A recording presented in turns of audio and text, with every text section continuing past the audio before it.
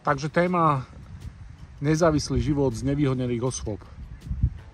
Nedávno som, priatelia, vo videu spomínal, že sa k tejto téme vrátim a nastal čas. Pre každého nezávislý život znamená niečo iné. A je úplne jedno, že či ten človek má nejakú formu znevýhodnenia alebo že či nemá. A práve aj toto by mohlo byť témou centra pre nezávislý život z nevýhodnených osôb, kde by rôzne osoby mohli vyjadriť svoj názor, ako to vnímajú oni a takým spôsobom šíriť túto myšlienku. Ja som naozaj veľmi vďačný stvoriteľovi a takisto aj svojim rodičom, že som sa narodil teda na Slovensku v krajine, ktorá vyznáva hodnoty Európskej únie a takisto vyznáva aj hodnoty OSN, medzi ktoré patrí aj právo pre znevýhodnené osoby. Z môjho pohľadu nezávislý život pre človeka, ktorý teda má poškodenú miechu a funkčnú poruchu na úrovni nejakých 80-90%, je v princípe tým hlavným nástrojom pre nezávislý život jednoznačne osobná asistencia.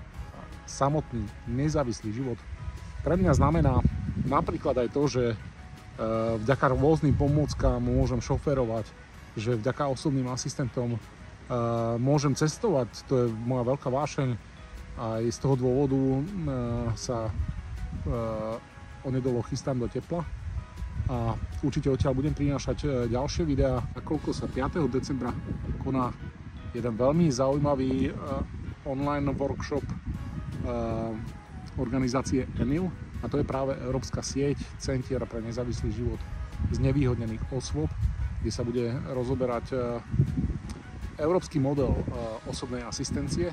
Takisto veľmi zaujímavý summit sa chystá 9. decembra, nový summit pre nezávislý život z nevýhodnených osôb, ktorý sa koná v Berlíne. Ja sa na tento summit pripojím online. Určite vám prinesiem aktuálne čerstvé informácie aj z jedného, aj z druhého. Centrum pre nezávislý život z nevýhodnených osôb na Slovensku. Grantová schéma CERO, alebo teda po slovensky Občania, rovnosť, právo a hodnoty, organizuje takisto online semináre na tému aj oprávnených výdavkov a ďalších bližších informácií smerom k tomu, čo teda bude kľúčové z môjho pohľadu pre otvorenie centra pre nezávislý život z nevýhodnených osôb na Slovensku. Ako náhle tieto informácie budem mať, určite ich budem zdieľať. Mnoho ľudí už pýtalo sa na to, či teda, aké to je miesto, chceli vedieť, aká mzda by za to mohla byť a tak ďalej.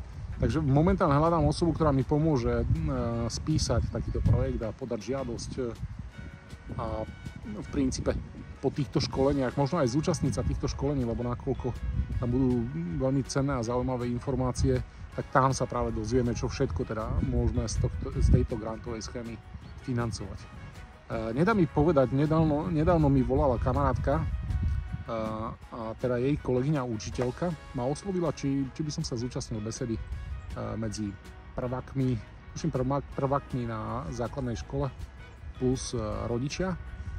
A tou hlavnou témou by mala byť inakosť, nakoľko sa zúčastnila ďalšej nejakej zaujímavej alebo zaujímavého programu, ja presne neviem akého, ktorého hlavnou témou je inakosť. A na základe tohto projektu keď som správne rozumel, robili prieskum, kde 70% rodičov na základných školách sa vyjadrilo, že pokiaľ by bolo znevýhodnené dieťa v triede, tak to svoje zdravé dieťa by tam nedali. A to číslo hovorí za všetko. Jednoducho je to obrovská výzva, s ktorou sa môžeme popasovať. Pre mňa osobne to je jednoznačne obrovská výzva. A práve tejto činnosti by som chcel venovať veľkú časť svojho života. To znamená sociálnej inklúzii, šírenia nezávislého života pre znevýhodnené osoby a tak ďalej, a tak ďalej. Takže držte mi palce. Verím, že to centrum sa nám podarí otvoriť na tom Slovensku a že tú myšlienku nezávislého života z nevýhodnených osôb môžeme teda šíriť nielen na Slovensku, ale aj ďalej v Európe a vo svete vôbec. Keďže tá myšlienka je veľmi pekná, ale na druhej strane musíme byť realisti. Nie každá krajina, aj ktorá ratifikovala dohovor o právach pre znevýhodnené osoby, ich dodržiava možno tak, ako by bolo na 21. storočie vhodné. Takže ešte raz držte mi palce, čoskoro sa vidíme.